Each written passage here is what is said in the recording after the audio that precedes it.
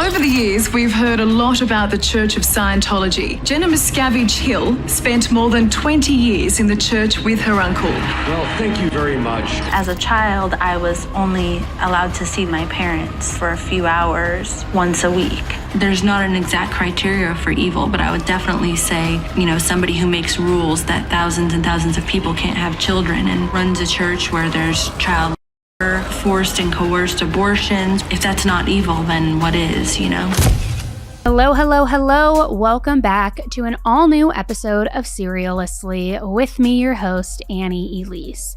And guys, today we have got a very special episode, a very important episode.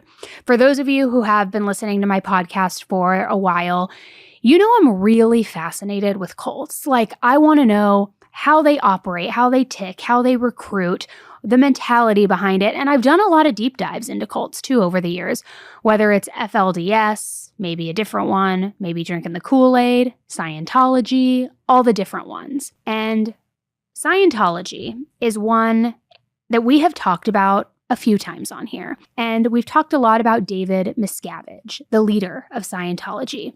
And today I am actually going to be joined by Jenna Miscavige here in studio, David's niece. Now, she was in Scientology since she was a very young age, and she is going to be sharing with me all about her experience in Scientology, how she escaped Scientology, David and his secrets and what he does behind closed doors. Also, if David truly believes that Scientology is powerful and he's aligned with its belief system, or if he in fact knows it's a cult. We also, of course, are going to touch on Shelly Miscavige. Where's Shelly? Nobody has seen or heard from her in years. Is that true or not? Was she complicit? What does she know? What was her involvement? Jenna's going to tell us everything. And she's also going to talk to us about the darkness behind Scientology. And I think we're all aware of the darkness and how they prey on people and exploit them and use them. But it goes even darker and deeper, more than I ever knew, to be quite honest. And so she's here in studio. She is going to break it all down for you. We're going to talk through it all. And I'm just really excited to have her here because I think it is such an important topic and something that needs to have a light on it as much as possible. Hi, Jenna. Thank you so much for joining me today. I'm really excited to have you here because, as I mentioned already in the intro, I've been fascinated with Scientology for years, and it's something that I personally have been investigating, researching. I try to be very careful when I am, but when I came across your TikToks and how outspoken and brave you are and just the powerful statements that you are making, I just wanted to hear more and learn more from you and just have your personal experience. So thank you so much for joining today, truly. Of course. Thank you for having me. Of course. It's my pleasure. So what I would love to start with is just a little bit, I guess, about your background. At what age were you introduced to Scientology? How did it all come about within your family? Yeah, so I was born and raised in Scientology. So my parents were already Scientologists by the time I was born. And just before I was 2 years old, they joined Scientology's most dedicated organization, or most dedicated group inside of it. It's called the Sea Org. Mm-hmm. And basically, you sign 1 billion-year contracts promising your soul lifetime after lifetime of servitude to Scientology. You are not allowed to have kids, although they had already, that rule came shortly after they joined. Oh, okay. Yeah, so from that time forward, no Sea Org members were allowed to have kids. Did they ever have any more kids or no? No. Okay. Yeah. And basically you work 15-hour days, 7 days a week for Scientology. You have little or no time off. You live communally, everyone eats together, and you basically get paid $50 a week. And $50 a week at 15 hours a day. Yes. I need to figure out what that math even computes to. Have you done the breakdown of that? I mean, pennies, but right. Yeah. Yeah. I mean, in the end, Scientology is paying for where you live and where you eat, but usually it's stacked up, in dorm rooms stacked with bunk beds this high.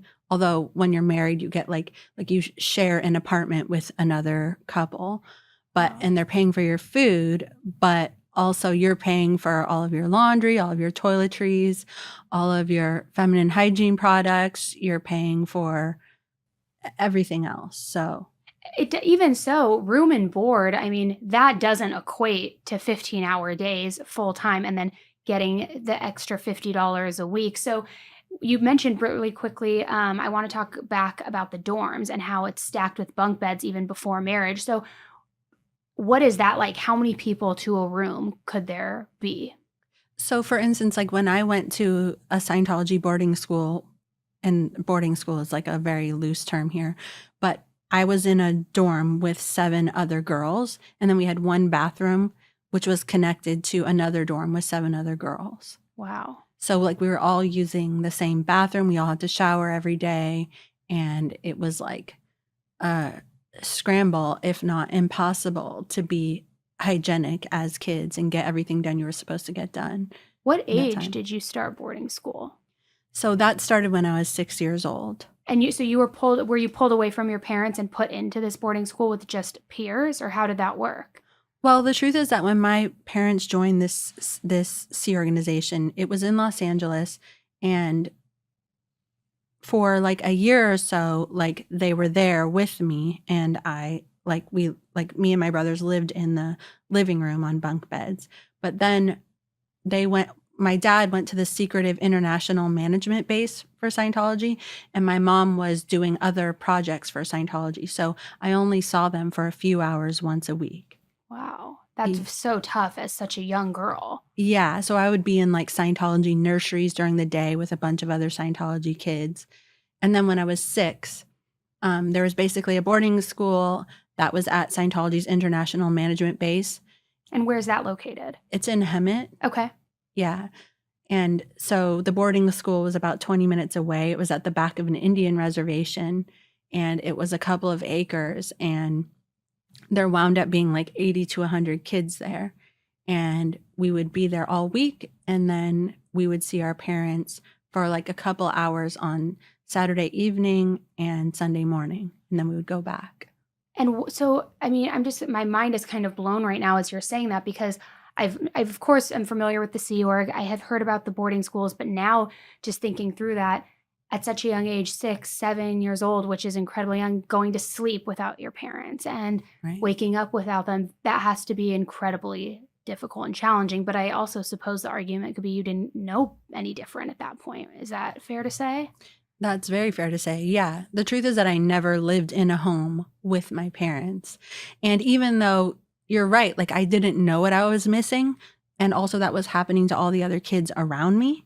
So it wasn't like, oh, this is odd what's happening to me. At the same time, there's still that, basic biological drive where I always wanted to be with my parents. Of course. And I always, like everything I was doing, even trying to be good in school, was so that I could somehow work at this base with them so that I could see them every day. That was my personal goal. And then now as a mom myself, obviously it's very different with my own kids. Now it puts it in a more stark perspective. Absolutely. I would imagine it's almost kind of reliving your childhood, giving them the childhood you wish that you had, in a sense. Right. Yeah. And actually really understanding what I missed. Yeah, absolutely. Now, going back to what you made a comment saying that you wanted to do really well in school and you wanted to make people happy so that you could then one day work at the same organization with your family. Was there a certain requirement where you had to hit certain milestones or have a certain performance at these boarding schools in order to then be either accepted or invited to the Sea Org? Yes. So how the boarding school was looked at is that we were called cadets, where we were considered Sea Org members in training. Okay. And so we had a certain curriculum that we had to complete. A little bit of it was schooling and a little bit of it was Scientology studies. And so if you finished this earlier, then you could go work at the base earlier. I remember my Aunt Shelley would always tell me how she worked in the Sea Org as a 9-year-old and how I was sort of like lagging behind because I wasn't already there. And but correct me if I'm wrong, when you get to the Sea Org, that's hard labor that you're then required to do. Super ironically, what we were required to do at the boarding school was legitimately hard labor. What kind of things? Like digging trenches, hauling rocks. I mean, we woke up at 6:30 in the morning and immediately we were put to work. Our jobs were to maintain the grounds. They would have to get inspected after we planted a bunch of trees, after we filled planters with gravel. We planted cactus. We mowed the huge sports field, and we like shoveled horse poop and that sort of thing. Like we just had all sorts of landscaping type duties around the ranch that we would pretty much do right after we woke up until school time, which wasn't until the afternoon. And then, you know, once a week on Saturday, we would be required to basically white glove clean the entire ranch, which just meant cleaning so well that it had to pass inspection with somebody with a white glove. And who was usually doing that inspection? There was a couple of adults at the ranch, Okay. but bizarrely enough, like the kids we had our own organizational structure where we had 7 divisions. Each division had 3 departments. Wow. Each division had a head. We would have these like gatherings called muster. I guess that's a military word, but for me, it's a Scientology word. And they would be like, Unit 1 report, and be like, all present and accounted for, sir. And then we would do like close order military drilling, like left face, right face. And we would get our uniforms inspected every day. We wore uniforms. And we would get our dorms inspected every day for cleanliness. So it was like, even though we were kids there and there were adults there overseeing us, it was like we were running ourselves. Wow. That must have forced you to mature at a very young age and just become an adult. And like we just said, not even have a childhood. I'm curious, what was the ratio like, if you can remember, of hard labor in the mornings and school time? Like, what was that split like? Were you doing more hard labor than actually getting education, even though the education was, of course, Scientology based? That's a great question. So basically, all morning until about like 2 p.m, we did like the hard labor. I mean, we also had breakfast and lunch, but even like after breakfast and lunch, like we would be mopping and cleaning the floors, doing the dishes, all of that stuff, like some doing laundry. And so then after lunch is when we would start our schooling until dinner time. But after dinner, we would be doing Scientology studies. So the schooling was really after lunch until dinner time. So a few hours of like traditional education, call it maybe 2 to 5 or 2 to 6 p.m. Yes, except it wasn't traditional education. It was kids from like 6 years old to 16 years old, all in the same classroom.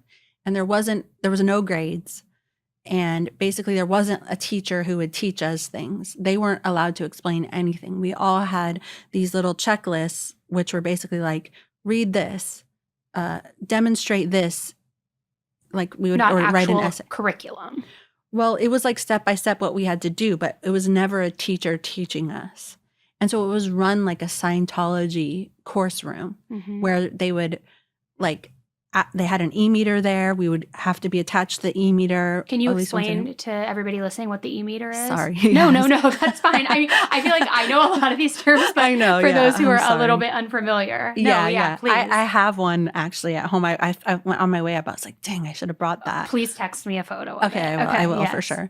So an e-meter is basically like kind of Scientology's version of a lie detector. It's this device. It has a dial on it. You hold 2 like metal cans that are attached to the e-meter. It puts like a small electrical current through your body. And in Scientology, they believe that your mind influences this current, and that influence shows up on the dial of the e-meter. So they basically ask you questions, and depending on how the needle reacts, Scientology interprets it to mean yes or no, you're lying or you're not. And am I correct when I say those sessions are called auditing sessions? Is that right? That's correct. Those sessions are called auditing sessions, but they also use the e-meter outside of auditing sessions, like in a normal like school classroom. Like Scientology has this obsession with making sure you don't go past any words you don't understand. They kind of believe that it's like the root of all evil. And so in the schooling scenario, they ask us if we have gone by any words we don't understand the meaning of. And they ask it on the e-meter. Yeah. And so can you give me an example of that? Like what they may ask, like, or a word? Yeah.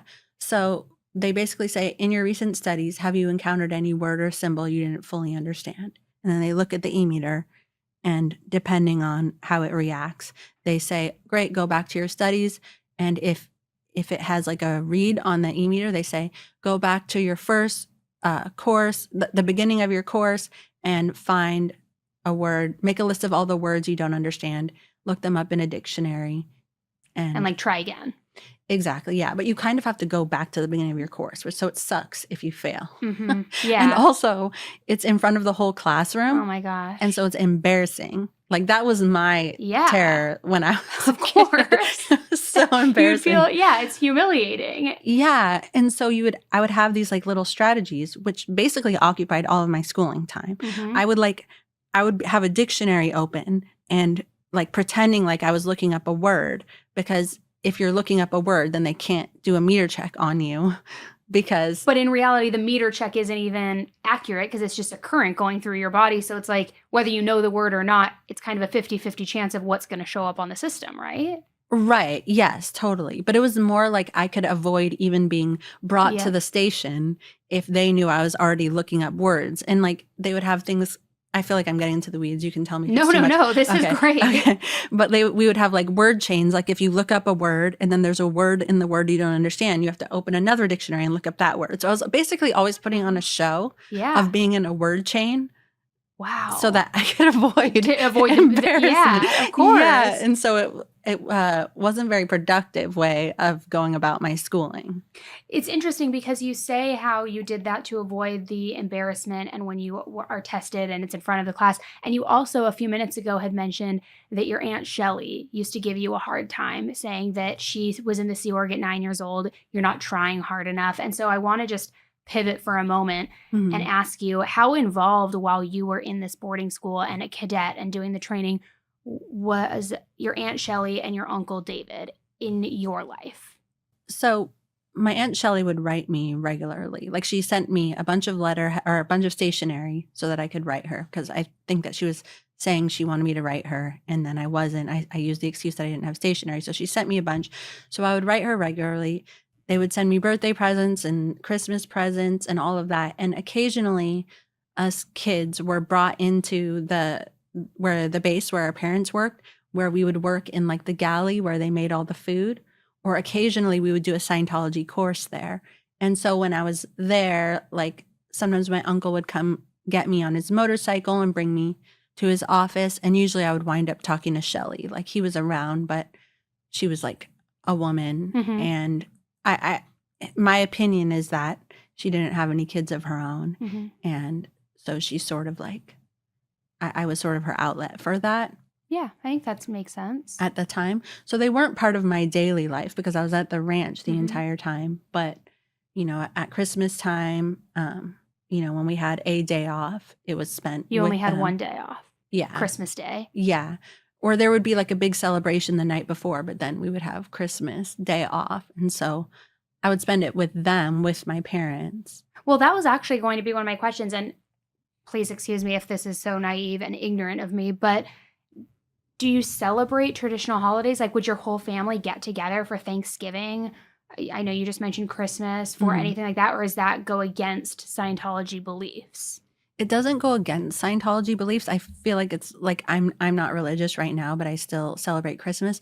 But things weren't really family affairs. Like at Thanksgiving at the Sea Org base, they would have a Thanksgiving meal. And so we would all celebrate it together. Or like at Christmas time, the night before Christmas, there would be like a base-wide celebration all together. And then on Christmas Day, there would be like, I guess, different groups from different, because there was always different factions of who was in what group would hang out together. Just by default, my parents were executives and they would hang out with my aunt and uncle. And so I was part of that, but it was still considered like a Scientology activity more than it was considered a family activity. Were Christmas gifts a thing? Yeah. Yeah. Okay. Yeah. Christmas tree? Yeah. All the things? Okay. Yeah. Okay. Yeah. But like I didn't have a home where there was a Christmas tree. It wasn't like nesting with the stockings and the home. It was more of like you go to a place, you have the meal, you celebrate together, and then it ends. Exactly. Okay. Yeah. Yeah. Or we would like have the Kris Kringle Secret Santa thing, but we all as a kid, I only made $5 a week, but like they only made $50 a week. So you'd have to like buy gum from the canteen or something. And that would be like the daily gifts. But Now, speaking of that, I want to move into how you progressed out of the boarding school and what was next. But really quick, just going back to the pay thing really quick, is it your opinion that the pay was structured that way to keep people in debt and keep them stuck there? Or why do you think the pay was so little? And is it still that amount to this day? Everything I know of from people who have left more recently, it is still that amount to this day. Wow. And the truth is that I think about different aspects of Scientology so many years later that I feel like I actually haven't even gotten around to thinking, is that why this pay is structured in this way? But I was actually doing a new TikTok for today, and I talked briefly about elderly people who work their entire life in the Sea Org, and they don't have any savings, they don't have a pension, they have no retirement, so they're basically just screwed. And you can't have those things if you're living on $50 a week. No. And so even just today, like even though I've been gone for quite a while, it's still like the more I progress through my life, the more I see how things were when I was there, the more I am a mom, the longer I'm a mom to my kids of different ages, I realize how messed up it was for me. Yeah. So absolutely. So I actually think that is a very good point. Like, of course, that's how you keep people there. Well, that's interesting that you just mentioned about the point about pension and elderly people, because I'm curious too, what would happen if a Sea Org member or any member was injured? Or did you ever go to the dentist growing up? Was health care covered? What did that look like? So as far as a dentist, they did have an in-house dentist, but it was like one person for thousands of people. And you would have to get like the money approved in order to get the procedure. So there was a dentist, but it wasn't like everyone was in good health. There was only so much this one person could do. And as far as medical care, Scientology believes that Scientology can cure everything. They even believe that what's happening to you medically is because of a mental thing. But if something is an emergency, they will take you to the hospital where I guess it's like if you don't have insurance and if you make zero money, it's just free. Yeah, they're forced to just treat you up to an extent, I think. But exactly, yeah. Okay. So there was like one or two times where I went there and was like just waiting for hours and was like passing out in the hospital. Oh my gosh. Yeah, so it's not like there's regular medical treatment. There is a medical liaison office, but what basically we mostly did there was if you weren't feeling well, we would do Scientology assists, basically that are supposed to help you with your body. And that's how we thought that they would give you some vitamins and then we would do those assists. And that's how we thought we were healing each other. Oh my gosh. So walk me through then if there was anything else like that you want to mention about boarding school, and then what the next step in your journey was. Sure. I just want to ask you something though. I just had a realization that, okay, so we would do this thing called a touch assist, which was supposed to like help you heal, to help you be more in communication with your body. And I just realized that this is kind of a great place to demonstrate it, but also it would involve me touching you. Let's do it. Okay. Let's do it. Okay, a touch assist. Okay. Okay. How close do I need to be to you? Well, sorry for anybody who's not watching the video version of it. Can I stand up though? Yeah. Like this? Okay. Yeah. And you can hear me through there. Yeah. Do you want me to stand? No, you Okay. say so. Okay, so you Here, I'm going to move the mic so that it can pick up both voices. Oh, okay. sure. Okay. So close your eyes. Okay. And basically we go, feel my finger. Oh no, just you feel it with like. Oh, okay. Okay. That's okay. I'm already failing. Okay, and you just say like yes or yes. Okay, good. Feel my finger. Yes. Thank you. Feel my finger. Yes. Thank you. Feel my finger. Yes. Thank you. Feel my finger. Yes. Thank you. Feel my finger. Yes. And basically like we just keep going all the way down to like each of your fingers and each of your toes, and that's what we would do. And what's the purpose of that? It's basically like we believe that would make your spirit be in better communication with your body. Oh, and I would heal myself. Yeah, basically. So am I healed right now, Jenna? Well, I would have to keep going like sometimes for like a half an hour until you're supposed to have some like realization like, wow. My headache's gone. Exactly. And at some point you're just like, my headache's gone because I can't be doing this all day, you know? Well, thank you for demonstrating that. That's really interesting. I'm going to start doing that on my kids.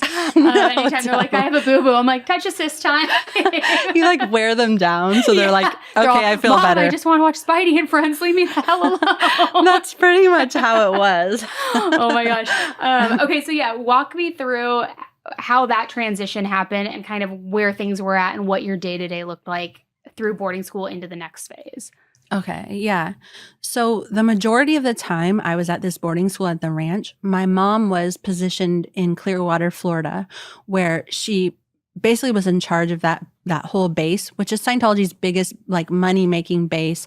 Scientologists come from all around the world to get highly trained there, and then they go back to their own churches, and it delivers some of the highest levels in Scientology. So she was responsible for like renovating church buildings and getting that sort of thing in place. And so there was a time or two that I went to visit her, and basically I was going from digging trenches, hauling rocks, and like being in this military-esque organization to where I lived with my mom in an apartment, but it like had a jacuzzi, like there was a teenage girl who was supposed to look after me, who worked for my mom, who would make her breakfast every morning. She would wake her up and she would do her laundry. And, you know, my mom would get like manicures, and there was a special executive chef. She would get this delicious food. And all I had to do was do a Scientology course all day. And I would basically get all of these amazing perks. And it was like the greatest time of my life. Of course. I mean, of course, compared to what you were doing in the hard labor, it's like, this is amazing. Exactly. It's like the Ritz. Yes, exactly. Yeah. That's exactly how it was. And so then when I went back to the ranch, I was like, it sucks here. Yeah, I don't want to be here. Get me out. Yes, yeah. And then they had made it so our training program was going to be longer to be at the ranch. And basically I was like, I want to go back to Clearwater. And so they sent me there, but my mom wasn't there. And then they basically like just put me in the Sea Org instead of getting this great treatment. And they were like, surprise, you're here now. And they basically just threw me in a dorm with like, at this point, it was like 10 other women. And how old were you at this point? I was 12. Wow. Yeah. So it was like a few months after I turned 12. And like, I remember getting there and my bed didn't even have sheets on it. Like, I didn't know where to go. I was just told, okay, now you're in the Sea Org. Here's your uniform. Now, I always knew I was going to be joining the Sea Org, but I didn't expect it to be that sudden. Like, I actually signed my billion-year contract when I was 7 years old. Oh my gosh. Like recruiters came to the ranch and they had us all sign it. And it was like, of course I'm going to sign it. My parents are part of this. I'm not going anywhere else. The norm. You're not even questioning it. Yeah, and I didn't play video games. I didn't have toys. I didn't watch TV. Like I knew 0 people who weren't Scientologists. 0. I never saw them. That was your world. Exactly. Yeah. Yes. Yeah. And so I just didn't expect to be like thrust into this. And actually I realized I'm finally answering your other question, which is while the Sea Org is very like regimented and hard, it's not the same level of manual labor that we did as kids. That's interesting. So it was actually a little bit easier. As you get older, which is so disgusting to think about. Right. For me, yeah. Some people just join the Sea Org not having grown up in the cadet org or in the boarding school. So some people just go right into that, and that's really hard for them. For me, it was like, it was a little bit easier, but still, yeah, there was more like, I don't know, like politics and dynamics and that sort of thing. Now, for someone who is, say, making it up, call them 20 years old, and they're just saying today, like, I want to become a Scientologist. I truly believe in it. I believe in everything they stand for. What would make someone decide or be told either, okay, I'm a Scientologist, I'll go through Dianetics or all the programs and do all this, or I'm going to go in the Sea Org? Is it a requirement? Is it a certain level of dedication? How does that split happen? It's not a requirement, but it is considered like the highest level of dedication. And obviously, the more dedicated you are, the more praised you get. And also, as a Sea Org member, you get Scientology for free, although they don't give you much of it because you're not paying for it, but you are actually able to get Scientology for free. So maybe some people who can't fully afford paying for Scientology outside of working there, they might join staff or join the Sea Org or something I like think that. that's an interesting take, joining from like a financial perspective and benefit, but you also had said that it's the highest level of dedication. So I have to ask, why has Tom Cruise never been in the Sea Org? Right, exactly. Isn't he like the, picture perfect Scientologist, so dedicated, like the poster boy? He is, yeah, but I think that Scientology, and he probably agrees, that he's more valuable to Scientology as being Tom Cruise. As being like the Mission Impossible guy who never ages and does his own stunts. Did you ever meet Tom Cruise? No, I never met him. No. Yeah. I want to talk all about the celebrity of it all here soon, but okay. No worries. Sorry, yeah, I'm going off the rails a little. No, that's okay. But in Scientology, like even when Tom Cruise was like going crazy, like jumping on couches and stuff, we just saw it as like, oh my God, he's spreading the word about Scientology. He's doing so great. What a great dedicated Scientologist he is. So I feel like Scientology thinks he's more valuable in that way, because how many people have gotten into Scientology because they're like, well, Tom Cruise does it, it must be great. Yeah, all the different celebrity endorsements throughout it. Yeah, exactly. So then once you were at the Sea Org, aside from just like the less labor or the reduction in labor, I should say, from when you were at the camp or the boarding school, right? What did that look like? Did you have to go through? I know you said Scientology education was free or it was made available at that point. So like, did you go through all the Dianetics? How much do all of those cost? The books? I know that is like this whole financial animal in and of itself too, and you never really reach the top. You always get hit down different tiers. So what happened? Right. Yeah. So first of all, I was no longer doing schooling daily. We only did school like a couple hours one day a week. Starting at 12 years old. Yes, starting at 12 years old until I was 16 years old. After I was 16, no more schooling at all. And again, it wasn't grade levels. Nothing was like no diploma for all of the kids who were there working in the Sea Org. It's not just me. And then my schedule sort of became like, at least at the boarding school, our studies would end at 9:00. We would go to bed at 9:30. Well, instead here, it was more like closer to midnight, 11:30 midnight when we would go home. And I was required to do a lot of Scientology training throughout the day. There was also a few programs I went through where like I was in a part of a higher level part of the Sea Org. There's so much red tape. There's so many hierarchies. It's so esoteric. Seems like by design. Yes, exactly. It's like, what are these people even doing? But basically, there was an initiation program to get into this higher level organization where we were required to do all the laundries of the senior executive on the base. We would do all of their laundry, and we would clean their rooms for them. We would clean their offices for them, and we would bring them food. And we had to complete a certain series of courses in order to get through that. So I did that program. And sorry, I'm just trying to explain things you're fine. in a way. I'm sorry, I even forget your question.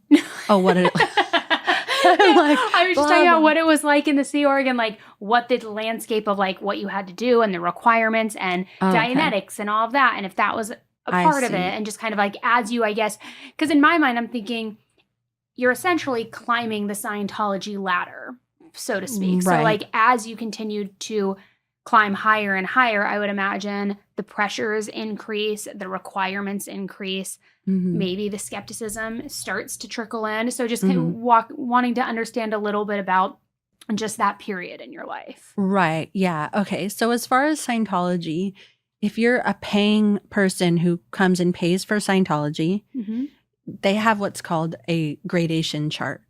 And basically you start at the bottom and step by step you move up. And each thing is a course or a level of counseling that you have to do. And you have to do them in order. Now there's some side things, like if you do this level right here and you're not doing well in life, they might have a side action they have you do in order to get you back on that level. What classifies not doing well? You said doing well in life? Yes. Like sometimes, like just say you're at level 2 and your life is an array. You are like, they had to have things called like life repair. Or maybe if you go to jail, like they can do like I don't know, like an interrogation on you and find out what's going on. Okay. Like, just a life event. yes. Would it be, I'm just trying to get a scale for it. Like, would they consider your life in disarray if you were going through a breakup? Or is it something more severe? Like you're drinking, you're doing drugs, you've gone to jail, like something that is more severe? No, something like that. As long as your attention is fixated on it and you're unable to fixate on your Scientology counseling, then they will do something to address it. Okay. Separately. At the beginning of every Scientology counseling session, they ask you, are you upset? Do you have a present time problem? And have you done something bad that you're hiding? And they try to get life things out of the way so they can do the Scientology counseling. But if it keeps coming up, then you'll probably have to do another service. Oh my God, sorry. Another service or another program in order to deal with that and then get back on course. How long is a counseling session?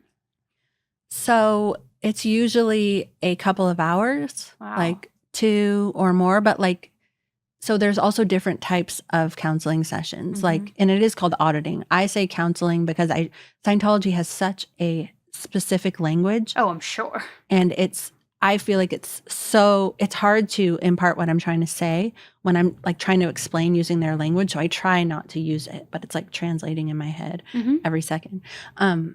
So there's different types of auditing sessions.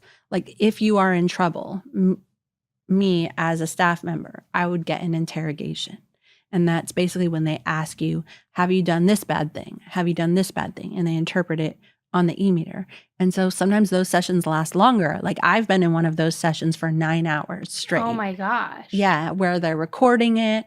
It's like an adult asking you a bunch of questions. They don't accept no for an answer. They only accept the e-meter's answer. Are you comfortable sharing why that session was so long or what the primary root of that was? Yeah, absolutely. Okay, well, first of all, it happened like 20 times. It happened it was a common thing. Yeah. It was like a standard practice of theirs. Right. But for me specifically, because I was the niece of the leader and because they felt like how I acted represented how they looked to people.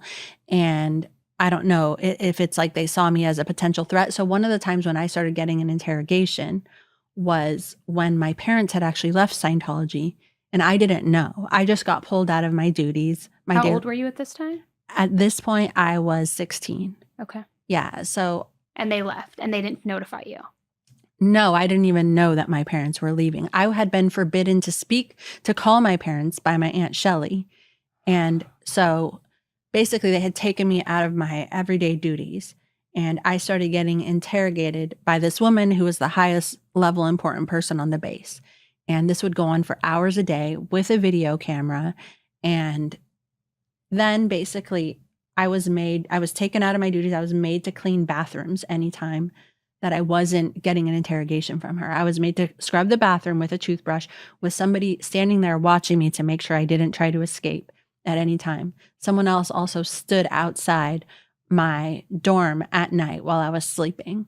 What would happen if once you're notified that your parents left, which I want to ask why they left, but what would happen if you were to say, you know what, screw this. I throw the toothbrush down. I'm out of here. You can't hold me. I have free will. I'm not doing this anymore. I don't want to be a part of this. What would they do? Well, this is what's hard. That is what I eventually did when I left Scientology. But if I decided to do that, who would I go to?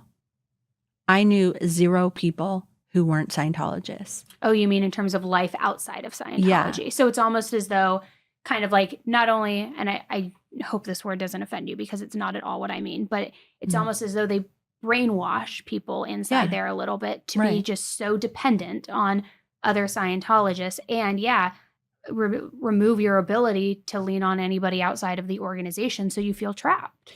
Right. And I didn't know anybody outside of the organization. I didn't have a dollar to my name. I didn't know how to cook. I didn't have a car. I didn't have a license. I didn't have a diploma. Like I was raised to be afraid of people who weren't Scientologists. Like not like they would hurt me or kill me or something like that, but I was afraid of how I should speak to them if they were to ask questions because we were told how to answer questions. Like I was supposed to say I was a student, but I didn't really know why. now I know that's because as a kid, you're supposed to pretend like you're in school. Mm. But at that time, I didn't know what, like, I believed in Scientology. I thought it was great that I was working there. Yeah, why do I have to lie? Exactly. Yeah. So I was just like afraid of people who weren't Scientologists. And so I wouldn't have anyone to call or anyone to go if at that time I wanted to leave. I didn't even know my parents were gone, and I didn't even have a phone number for them. So there was Yeah. no options. Like me staying there, like I just had nowhere to go. How did they explain to you that your parents left? Did they try to position in a way to suggest that they abandoned you, that they left, that they were the evil people in all of this? Well, so this bathroom cleaning and interrogations went on for months. And then one day they said, you're going home, which I guess I thought meant back to the international management base where my parents were. Turned out it was in LA. I was brought to like the 10th floor of this building. It's the Hollywood Guarantee building. And basically 2 senior most officials in Scientology, they basically, like I was basically waiting in this room for like 2 hours before they even came in. And they were like, so Ronnie and Biddy, that's my parents, have left. They are living in Mexico. Like they basically sent them to Mexico so that no journalists could be in touch with them. And they're living in Mexico and we want you to go with them. And I was like, so are they basically, I asked if they were declared SPs, which is a suppressive person, which is somebody who has left Scientology, is a critic of Scientology, and people who Scientology thinks are evil. And they were kind of like, well, yeah, but they didn't want to lead with that. And they're like, and you're going with them. And I was like, oh, well, I haven't seen my parents since I was 12. I've never lived in a home with them. I've basically structured my whole life around, like, you know, when I started my period, like I got pads from my friend, you know, when like that's who my family was.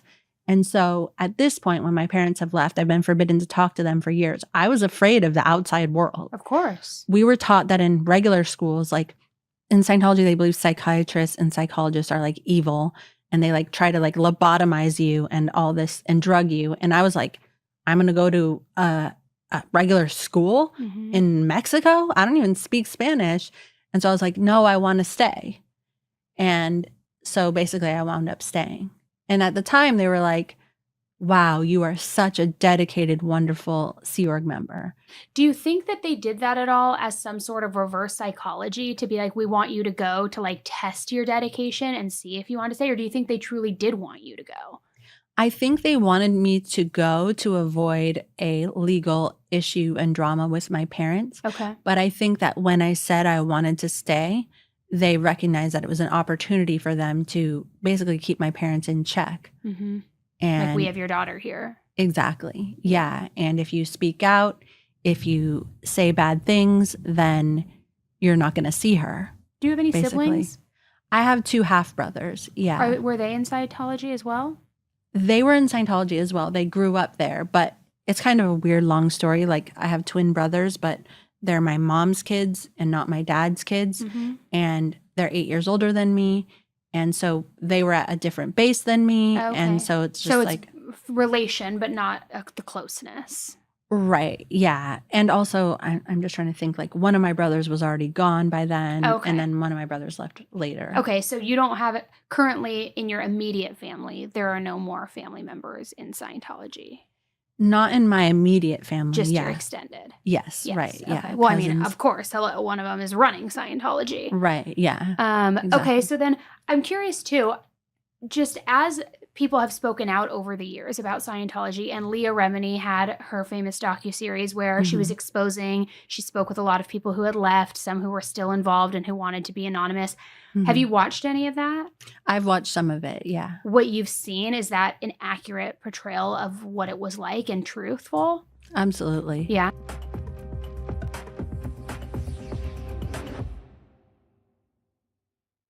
As summer winds down, I'm all about refreshing my wardrobe and getting my staple pieces in my closet for the season that's ahead. I'm a fall girly. I love the coats. I love the neutrals. I love the monochromatic looks. I love cashmere. I love it all. And Quinn's really nails it with the luxe essentials that feel effortless and that look polished, but like are great quality. Things that I can use for layering, for mixing. Like I said, the cashmere of it all at like an actual fair price.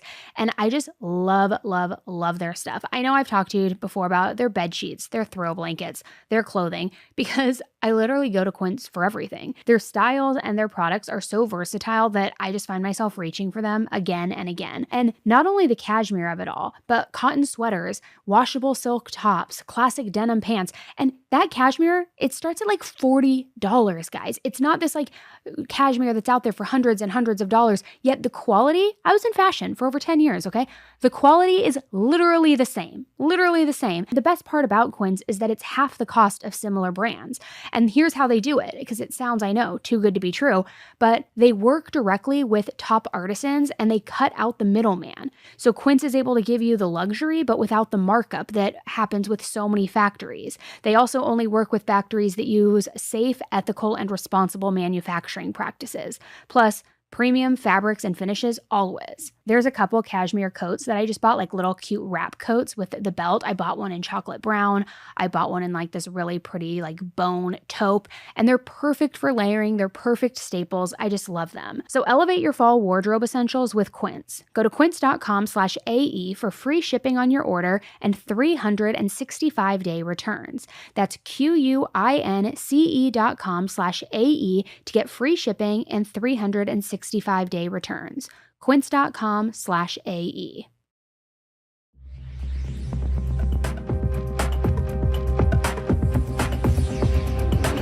Okay, so the portrayal you're saying was accurate. I do have a quick question then with all of that, just like with the celebrity of it all. I know you said you'd never met Tom Cruise or anything like that. Did you ever hear about special treatment that the celebrities were getting, or like certain perks that they would receive just because of their participation? How did that look? So in Scientology's Celebrity Center International, which is where the big celebrities are handled, there's like a whole office called the President's Office. They just help them in their day-to-day life. They help get them on Scientology services. They make sure they're entering through the right door, so that their privacy is protected. They handle their interpersonal relationships. They get them a good spot in the Scientology restaurants. All of that, they basically cater directly to them to make sure they're getting the best possible treatment. A lot of times when Scientology celebrities are on courses, they have their own private classrooms. If they're doing the purification rundown, they have their own private sauna. And even sometimes they're being counseled, audited by very senior level people, senior executives. Wow. Yeah, so I remember there was one period of time where I did not want to be in Scientology. I had tried to escape. And this man, his name was Marty Rathbun. He was second in command of Scientology. And he literally was chasing me on the street with his car. I finally got in the car. He took me to the top of Mulholland Drive. We got into an argument.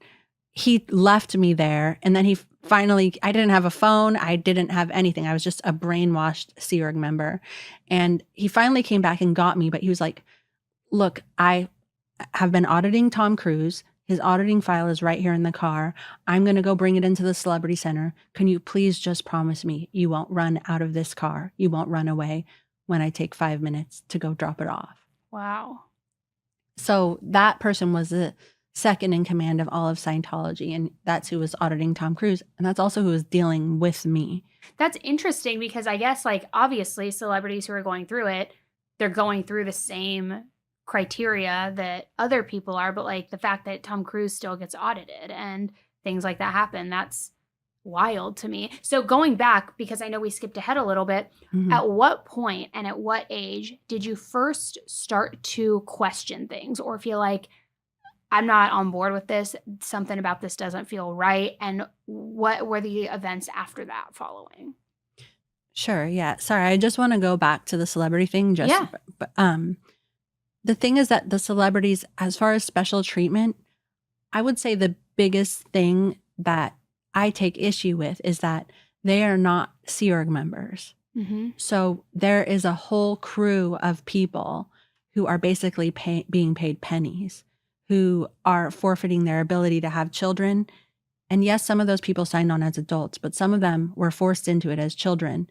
They're being deprived of an education. And every time Tom Cruise or another celebrity pays millions to this organization to support it, they're actually supporting what is essentially a human trafficking organization and terrible treatment and abuse of children without they themselves having to do any of that labor or live in that difficult way. Or live by those guidelines. Tom Cruise has children. Exactly. So why doesn't he have to follow the same rules that everybody else does? Exactly. But I think that that was very well spoken, what you just said. And I think that is incredibly important in all this, because you're right. Their celebrity, their funding, all of it is enabling this organization to continue to just prey on people and suppress people and exploit children. Exactly. It's sick. Yes. It's so sick. So Exactly. yeah, tell me a little bit about when you started to have a little bit of a realization. So the first time that I started to doubt anything about Scientology, I was probably about 14, 15.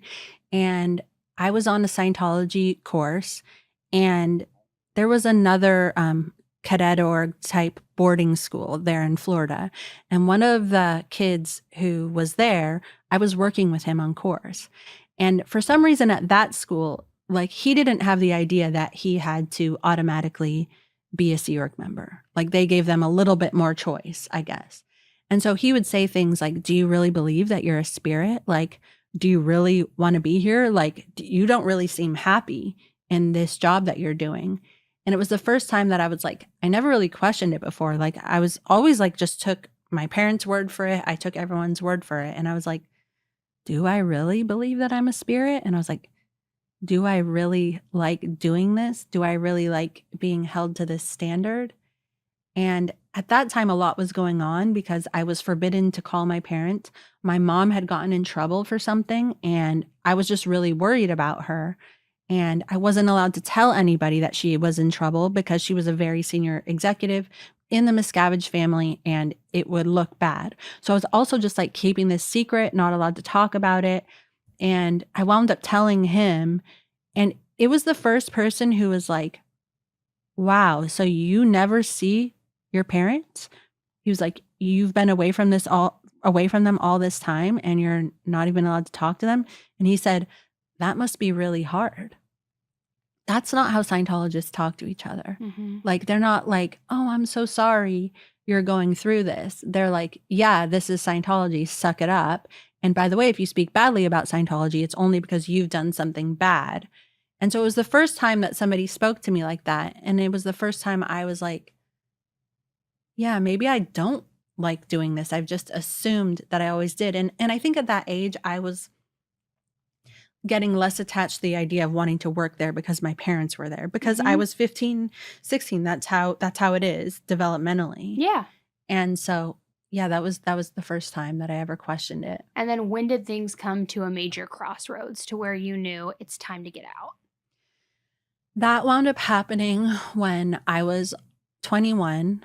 So many things had happened from that time. I mean, I'd had so many interrogations. So after my parents left, I was basically taken out of Clearwater, Florida, brought to Los Angeles. I had to go through this whole program where I was like, had to sit in an office with a video camera all day, where I would study all of the policies about SPs, basically saying that my parents were SPs. I lived in a room by myself. I was completely isolated.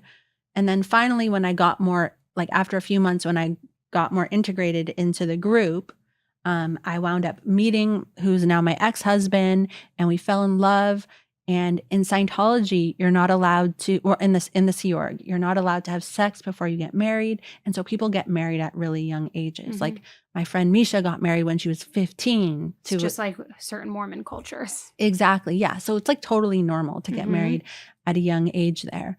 And so, but Scientology wouldn't let us get married because they were afraid that his uncle would get in touch with my parents, and then they're very paranoid that they would like conspire against Scientology and it would be bad. So we wound up having sex before we got married. Go girl. Just kidding. Yeah. And then that's like so forbidden. Like, okay, so in the Sea Org, they have this program that's called the RPF.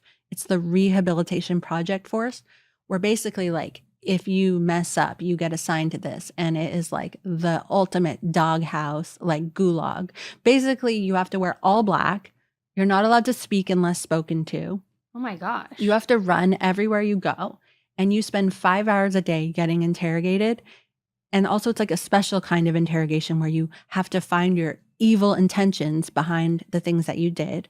People are on this program for years. Wow. And the rest of the time, they basically do heavy manual labor, like how we did at the ranch. And you're basically like garbage. Like you're like the worst of the worst. And it lasts for years.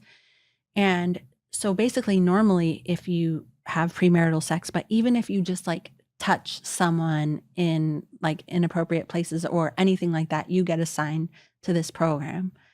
And so that's what was at risk for me. Now, I basically was like, you guys didn't let us get married, so I refused to do it. And I think that at that time they were like, well, what are we going to do? Get rid of her? That's a liability for us. Yeah. And on some level, they acknowledged they didn't want me to get married because they didn't want my parents to come to the wedding.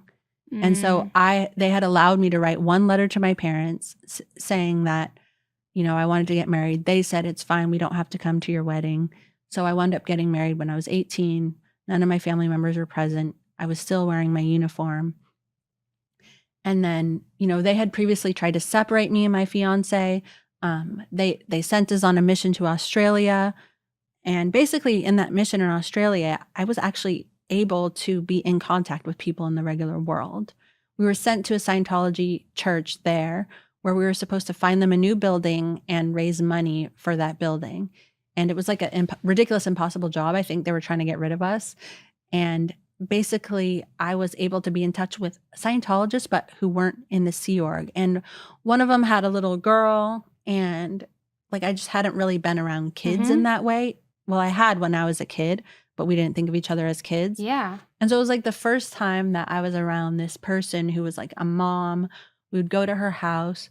She had a bunch of little kids. She had another baby when we were there. And this little girl, I remember her name was Eden, and she was like so cute and like she was kind of crazy. But it was like the first time where I was like, oh, this is, so I'm not allowed. It was like the first time that not having kids actually mattered You're to like, me. I can't have this. Yeah. Yeah. And yeah, it was the first time where I really saw what I was missing.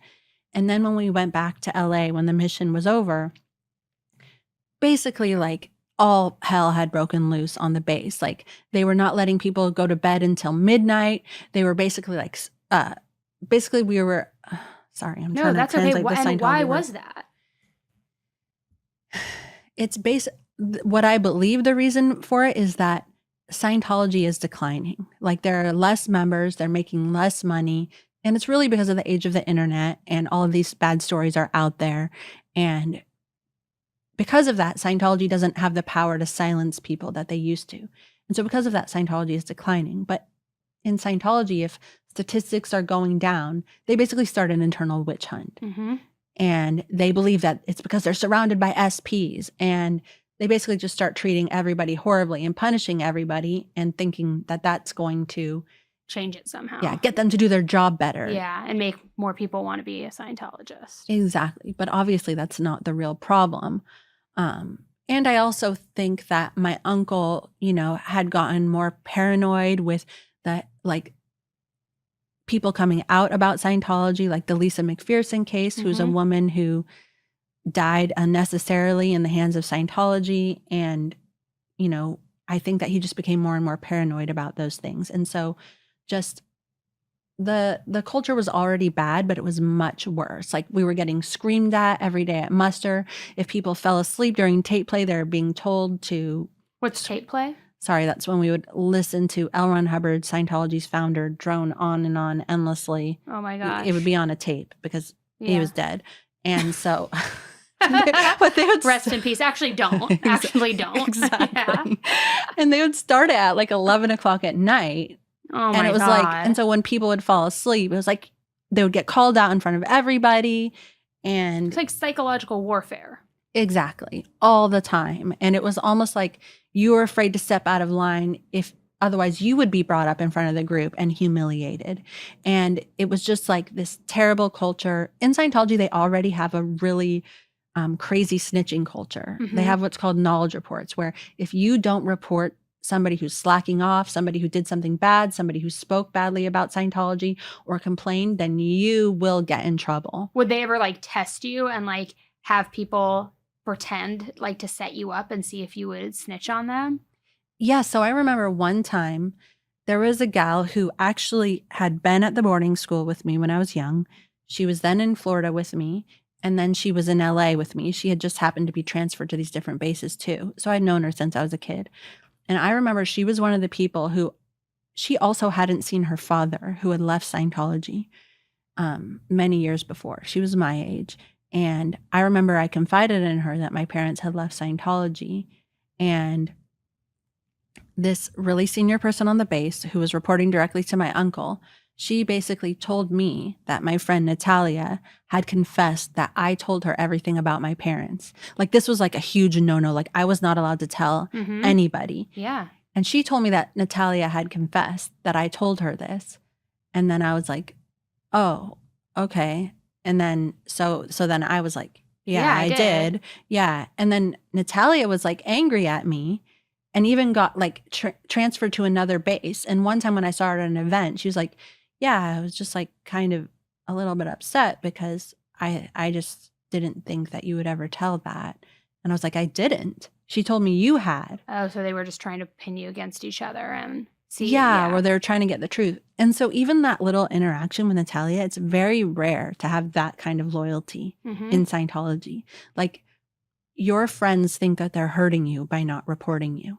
So it's like you're living in this world where it's like, who is my friend, who's not, who's going to put the organization first. And it winds up, everyone's going to put the organization first, because if they put you first, if they get declared a SP, they lose all of their family, all of their connections, which, sorry, my stomach is. No, you're fine. They lose all of their connections, which basically is their livelihood. Like, if you don't have an education, which is how I grew up, you only know other Scientologists that are going to give you a job. Like, you're basically screwed if you get kicked out or leave. And so it's like, that's the choice they're making all the time when they choose whether or not to report you. And I'm just curious, not even during this time period, but just in general, like, where is David in all of this? Like, how involved is he? We know he's like the face of everything. What's his house like? Where is he living? What's his day-to-day? Like, what's going on with him, with Uncle Dave? Right. So Dave and Shelly are supposed to be Sea Org members. That's how they started out. So they should be making $50 a week, living communally, all that stuff like the rest of us. But the truth is that they travel on private planes. They are driven everywhere they go. They wear like Armani suits that are tailored by a professional tailor. There's someone who comes in and does their nails and their hair. They have a private chef. And basically they mostly at the time were at the International Scientology base, but they started spending a lot more time in Clearwater in the time when I was there. Not because of me, it was just because Clearwater is Scientology's big money-making base. There was a lot of Scientology things going on there. Also, the Lisa McPherson case was happening, and that was a big deal for Scientology. But so between those are the places that they are the most, and sometimes LA now. But he just lives like, they have a full-time steward. They have like just people working for them full-time, waiting on them hand and foot. So he doesn't have his own private home. He goes in between the facilities. Is that right? He has like a private home on the Scientology base. Oh, okay. At Hemet. Yeah, which is like a whole, like there's several acres. And so he has his own private live in luxury. Yes, like gorgeous. And then same with in Clearwater, Florida. He has his own, like, but it's not like a house or a mansion. It's on premises there. And he has his own place in LA. And how active is he? Like, would he, if you were out digging trenches on the ranch, would you ever see him walking by? Or does he perform any of the audits or anything like that? Like, how active is he just in kind of like the day-to-day grind? So he is like not around every day at all. He's like a special appearance where it's like he's coming, clean up the whole base before he comes and make sure we make a good impression. But I wound up being around him a lot because I was at the base when he was there. He would, like, if I was working, he would come pick me up, or, on Christmas, etc. But when I was at Clearwater, Florida, his offices were just down the hall from the organization that I was in. Mm-hmm. And so, but like at the ranch, he maybe came there like once or twice. And does he get audited? I've heard not. And I mean, never who would saw do him that get audit, I guess. Right. Yeah. Well, so at some level in Scientology, you actually audit yourself. I'm going like Oh my this. gosh. I'm totally serious. I'm going like this because normally with the e-meter, you hold 2 cans. But Yeah. when you are auditing yourself, you have 2 cans in one hand and you hold them at the same time. So like, I don't mean to make light of this, but if you're auditing yourself and if you're holding it and you're like, Annie, have you been truthful today? And the current shows on tell yourself, have you, like, couldn't you just like go round and round? Like, it just seems wild to me. Yeah, I mean, some people literally have lost their mind doing this. You're supposed to be, so I don't know if you know, I did not know this the entire time when I was in Scientology, but when you reach a certain level, which is like called the wall of fire, Mm-hmm. you basically learn that in Scientology, they believe that there's this like alien dude named Xenu, and he like lured our spirits in and froze us into popsicles and then put us in a volcano and shot us back to Earth, but that we have these little spirits attached to us and they like whisper bad stuff to us and they're like, And people believe this. yes, fully. Yeah. Fully. I mean, my parents did that level, but you're not allowed to talk about it. Like you think when you're there that if you learn about this thing that before you've completed all the previous levels that you're like gonna die. Like your mind is gonna like, there's something bad, it's gonna get scrambled and that you're going to like get sick and die. So I was like terrified. Yeah. And then, you know, when I left, I actually watched South Park, but even though I was out of Scientology, I was like, I'm still kind of afraid. Like, Yeah. I asked my ex-husband to watch. I was like, can we test this on you? Can we test this on you? I love that. Girl, and that's why he's my ex-husband. I'm actually a widow. No, I'm just kidding. No, because then I would never know. So he survived and then I Great. survived. But then, you know, obviously, like now there's been so many more ex-Scientologists who've come forward confirming that this is the story. I think even Leah Remini has Mhm. confirmed this. And my parents also confirmed it for me. Sorry, I forget how we got onto that. I was though. just talking about kind of like, yeah, the whole, him being involved, auditing yourself. Oh, how right. you lose your mind, all the things. So after that level, so after that level, you audit yourself Mhm. on the cans and you basically are trying to get rid of these like little beings that are are clinging to attached to you? your body. Yeah. So you're kind of like communicating with voices in your head. That feels really dangerous. Exactly. Yeah. Yeah. Like some people have literally lost their mind while doing this.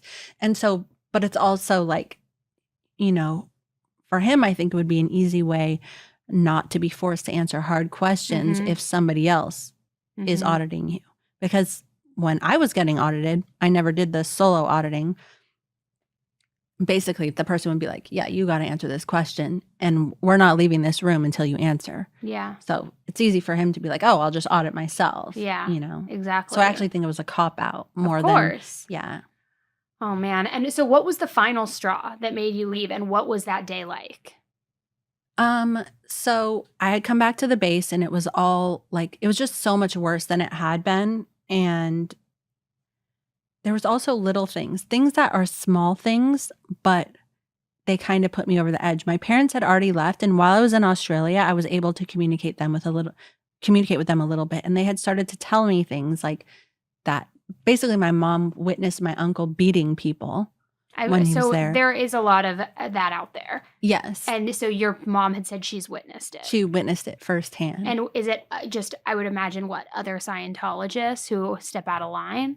It was basically other senior executives who he was essentially blaming for the Scientology not like doing so amazingly well.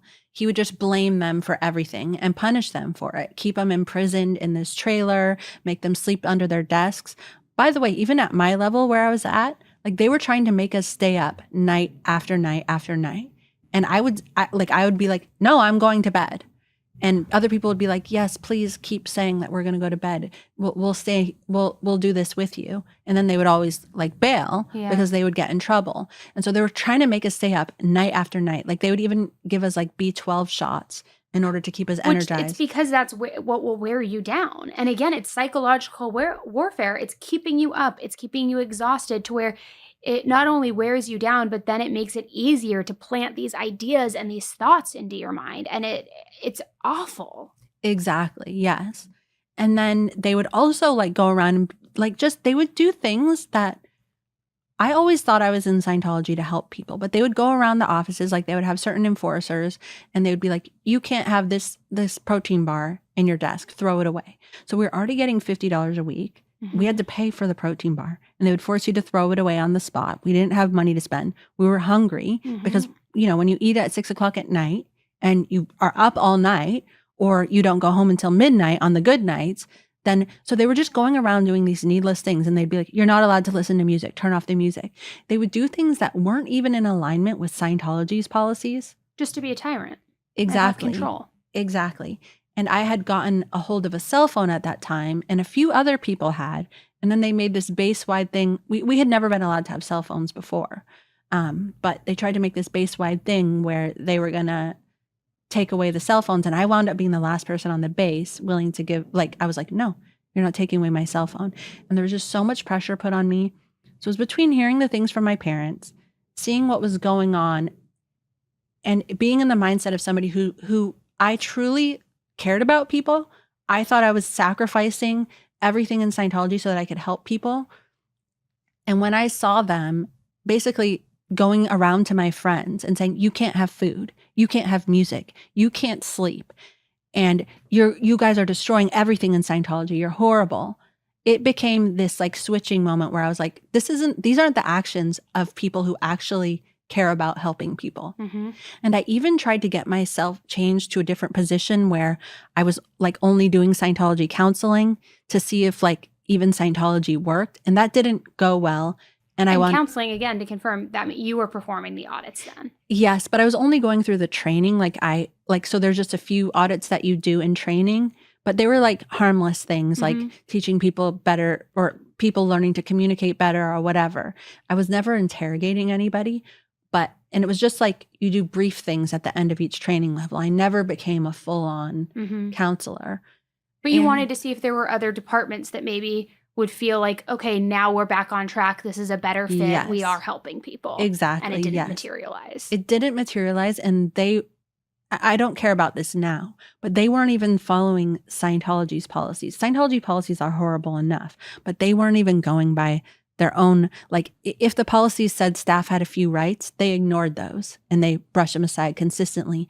And because of who my uncle was, the people who I saw doing it to me were at the highest level. So I think it was easier for me to see that, no, this isn't people down at the lower level messing it up. It's coming from the top. They care less about Scientology and about people than even people at the lower level.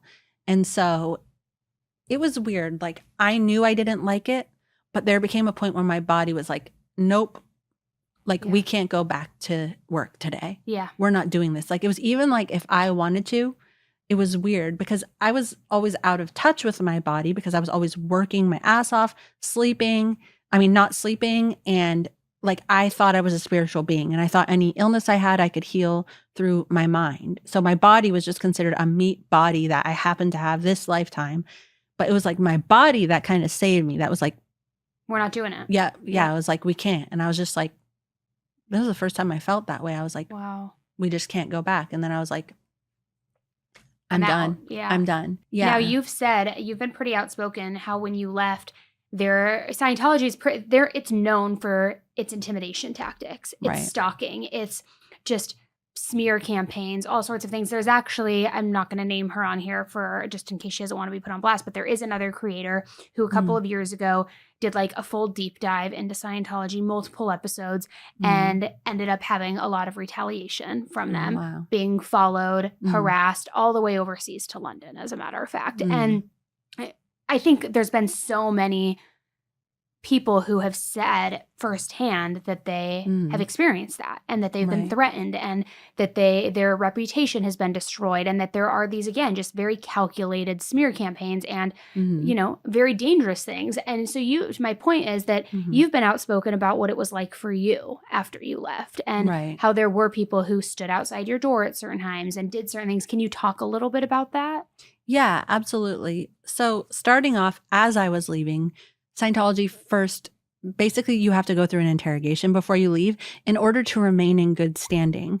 And so if you don't, then you basically never get to talk to any of your friends or anything like that again. And they wanted me to do that. And I was like, I just can't. Like, I'm not going to. And basically, they also handed me this contract thing saying, I agree to pay millions of dollars if I speak badly about Scientology. And I was basically like, at this point, I was like, no. I just like shredded it up and basically like dropped it in their face. And so they were telling my husband at the time, who had said he wanted to leave with me, they were basically like, if she leaves and doesn't do this interrogation, we will make sure you never see your family again. So they started secretly taking him off. And he would like be coming home later because I would just stay in my room all day while I was going through this. And I was basically waiting for him to leave with me. And they basically convinced him that my family was bad and that I was bad. And they were doing this with him every day for hours on end, like just basically brainwashing him, having him on the e-meter and that sort of thing. And he wasn't telling me, he was lying to me. Of course. Yeah. And then finally it came down to it, like where I was like, all right, well, like he was basically finally like after me, like always trying to get a straight answer out of him. He was like, yeah, I'm not going to go with you. And I was like really upset. I was heartbroken. We had been through so much together. And basically I was like, all right, well, I'm leaving. And we were both crying. And Scientology was basically like, he can't even take you to the airport. Yeah. Because at that point, you're deemed an SP. Exactly. Yeah. Yes. Now he was like, no, I'm going to take her to the airport. This is the last time I'm going to see my wife, who I've been married to for 3 years. And he basically said he was going to take me. So they basically put themselves in the car, like right between us, refused to let us have any privacy. At the airport, I was like just so heartbroken. The girl was standing right there. This girl who worked in Scientology's Office of Special Affairs, which is basically their like CIA. They handle who they consider enemies of Scientology. They handle their legal issues. They're basically the ones that stalk and harass people and make their lives miserable for ever speaking out about Scientology. And so she was like in our face. Finally, I told him, I was like, look, if you want to stay, I'll stay here and I'll get through my program. I was kind of tricking him. And then he wound up basically like, I guess, like feeling loved and loyalty from this. And he was like, well, this is what's really been happening. They've been pulling me aside every day. And how were they not hearing this? Or they were? She was there. But because we were in a public place, because all Scientology cares about is PR. Yeah. It's literally all they care about. Like, it's funny, even in my my thing declaring me an SP, like they have this issue. Like they mentioned this incident and they're like, she yelled at me and this created bad PR for Scientology. Because I was like, get away, leave me and my husband alone. Because I knew that that's all they cared about. Yeah, all that matters is perception at that point. Exactly, yeah. Okay, so he's telling you the truth of what's been happening. So she wound up like going away because it was like, otherwise it was going to create a scene. And then, but she kept calling him on the phone over and over again. I like literally broke the phone in half. I was like, good. I was at my wit's end at this point. Yeah. And so he told me everything that had been happening. He was like, I'm sorry, I've been hiding it from you. And then so basically we went back and we were like, okay, well, I'll do my program. And then they were like, well, no, now you have to leave. You're too much trouble, which was true. Yeah. By the end, I was trouble. Like I couldn't deal with it anymore. Yeah, they're like, no, girl, no take backs. We don't want you. Yeah. So they tried to separate. And also at this point I was in touch with my parents and I feel like there was like, and you saw the light. They weren't going to be able to trick you back in. Yeah. And for the first time, I actually had a place to go. Like my parents at least were out, or now I was with somebody who had family who actually were Scientologists. Anyways, we'll get into that. And had you seen your parents in person again at this point, or had you only communicated on the phone? I had seen them once when I was, I believe it was when I was 17. And then they had allowed me to visit my parents once for Christmas Okay. before And then. how old were you when you left? I was 21. Okay. I was almost Okay. 22. Yeah. Okay. And so we went back and basically they were like, no, you can't come back. Dallas, come with us. We're going to separate you again. He was like, no, we're not doing that again. And he wound up being like, okay, well, I'm done too. Let us go get our stuff. We'll drive down to San Diego, which is where he grew up. And they're like, no, you can't go get your stuff. You're out. You have to leave. So basically like my parents had like sent me a credit card that just in case of emergencies. And Scientology had passed it through to me, but they were like, this is so that they can never say we didn't give it to you. And so like we wound up staying at the Travelodge. The next morning when we woke up, there was this huge, or not huge, it was like a U-Haul trailer packed with all of our stuff. There was like a full inventory of like every little single thing that was in there, down to the number of Q-tips. Like someone had been up all night packing our stuff. And counting and taking inventory of Exactly. everything. Yeah. Wow. What they do also is take away any photos you have that they think are incriminating. So this is their chance to go through your stuff to make sure that you don't have anything that could hurt them in any way. It's actually illegal for them not to let me go get my stuff. Yeah, that seems crazy. Yeah, it is crazy. And so And I'm just curious, what would have happened if you would have basically said to them, like, sorry, I'm going to curse, but like, I'm grabbing my stuff and just started walking towards your stuff. Would they physically restrain you? Definitely. Yeah. Like we actually started doing that and they were like, she's coming, and the security guards were there. Now, what I should have done at the time was call the cops, but I didn't. Like, I had no real experience with the outside world. I didn't really know my rights. It's something that I'm still learning right now. Of course. So, and then basically this head security guard like looked right at my ex-husband and he was like, I'm going to do everything in my power to make sure your family never speaks to you again. Oh my gosh. Because his family was still in it. Yes. Wow. So he wanted to go to San Diego, which is where his family was. So I went with him. So we went together, but his family members were Scientologists. They were still active Scientology members. So basically Scientology was like spying on us, like seeing where our cars were parked. They were constantly calling his parents, trying to get information from them about us. I started working at his parents' jewelry store, and they were constantly trying to get me to go back into Scientology. They were even trying to get, like, this guy who worked there was trying to audit me, and they were just trying to get information constantly. They were trying to get me to go back there and get what Scientology calls a committee of evidence, or to get my interrogation. I was like, no, leave me alone. But my husband's parents were basically like, with my husband, they wanted to have him be in good standing as a Scientologist, which involved, so when you leave the Sea Org, you have to pay for all of the courses you were ever made to take while you were in the Sea Org, which is like hundreds of thousands of dollars sometimes.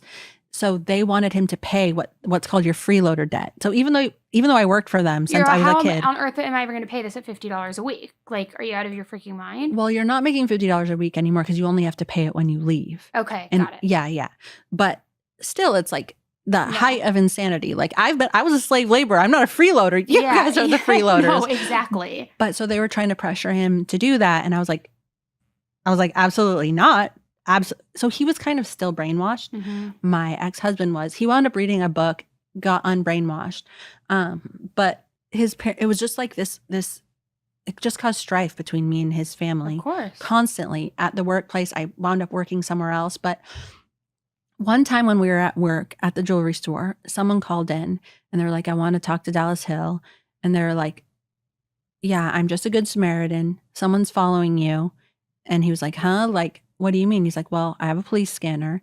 Your wife went to this hairdresser yesterday. You went here and here and here. And I'm just saying, there's two of them. One's a man, one's a woman, and they've been following you for months now. Wow.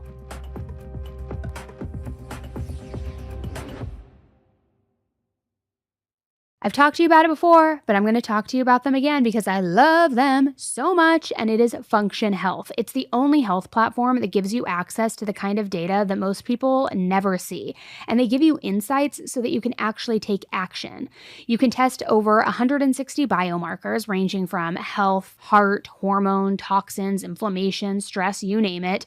You can also access multi-region MRI and CT scans, and it's all tracked in one secure place over time. And it's kind of like this enhanced bird's eye view of what's actually happening in your body. That's why top health leaders are all behind Function Health.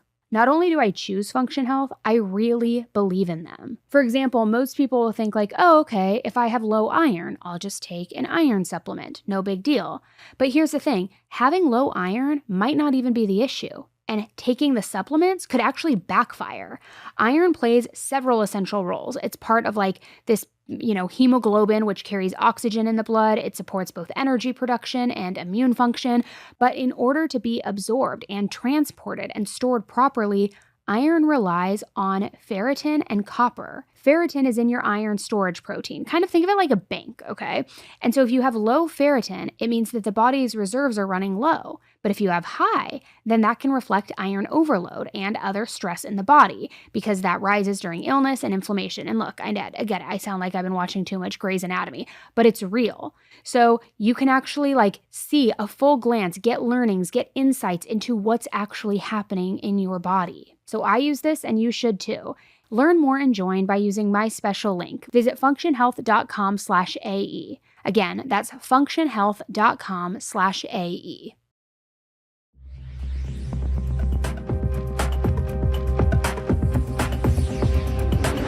So they were following us. There was also somebody who had been a friend of ours in Scientology.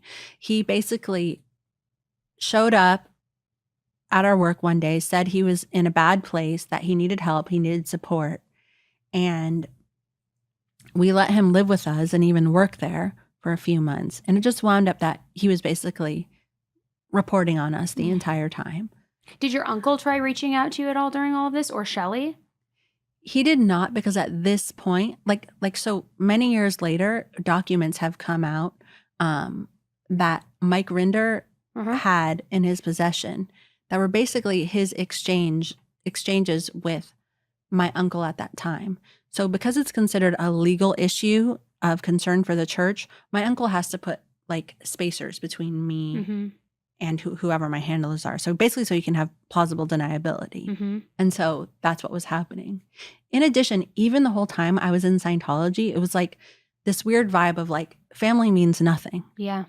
That's how it's supposed to be. But then I would still be involved with my uncle and my aunt. So it was sort of this cognitive dissonance, family's supposed to mean nothing. So I guess it means nothing, but also they're paying close attention to me. And it means everything because I'm trying to impress them. Yeah. Yeah. And why do they care so much about what I'm doing if it really means something? So it was just always this mind fuck going on all the time. So no, he didn't reach out to me because I think that, he was afraid that it would have been something. And so to this same degree, I feel like me having spoken publicly about it, I actually think it was a degree of protection for me. Yeah, absolutely. Yeah. I think anybody who has the courage and strength to speak out, you're taking your power back and you're removing it from them because you're no, I'm not going to live in the shadows anymore. I'm not going to stay quiet. If something, God forbid, does happen to me, I'm on a record now. I have put this out there, and that makes them more nervous and scared. Exactly. That's exactly what I think that it was. And so I remember when I believe it was so the first time I spoke out was, I remember there had been a biography written about Tom Cruise, and it had sort of roasted Scientology and talked about the RPF, the Rehabilitation Project Force, a bunch of things, and it said how they destroy families. And Scientology had issued this statement saying, we love families. Families are great. And it made me so angry. I was not only do they not feel bad about anything they do, but they are so arrogant that they can go out there and tell these lies to everyone and think that they can get away with it while they are ruining my family and my relationship with my in-laws and my husband as we speak.